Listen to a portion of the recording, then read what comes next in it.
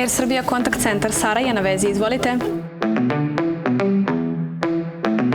Moje ime je Sara, ja sam supervizor kontakt centra i u Air Srbiji radim već 3 godine. Bonjour, je vais bien, merci pour la question. U kontakt centru pružamo usluge na 5 jezika, to su srpski, engleski, francuski, nemački i ruski jezik.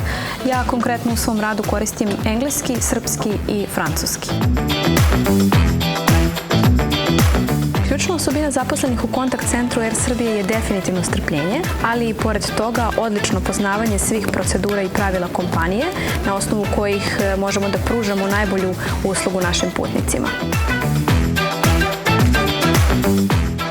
Često naši putnici imaju različite zahteve koje se mi trudimo da ispunimo u skladu sa mogućnostima. Tako nas je, na primjer, jedna putnica kontaktirala i htela je da organizujemo pratnju za njenu mačku. Nažalost, nismo bili u mogućnosti da organizujemo pratnju jer na našim letovima u skladu sa kompanijskim pravilima nije moguće da kućni ljubimac putuje sam, bez vlasnika, već isključivo sa svojim vlasnikom. Vrlo često putnici nakon obavljenog poziva daju kompliment da sam vrlo ljubazna, da je moj glas veoma prijetan i zahvaljivali se na ljubaznosti. Pa ja volim kontakt centar.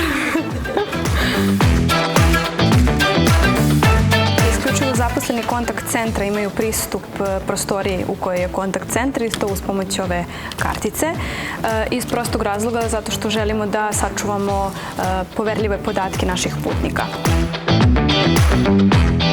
Pa najbolje u mom poslu jeste osjećaj nakon završenog posla, kada znam da sam uspela da pomognem našim putnicima i da pronađem rješenje za svaku situaciju ili problem. Oprostite, imamo novog putnika na liniji, moram da preuzmem poziv.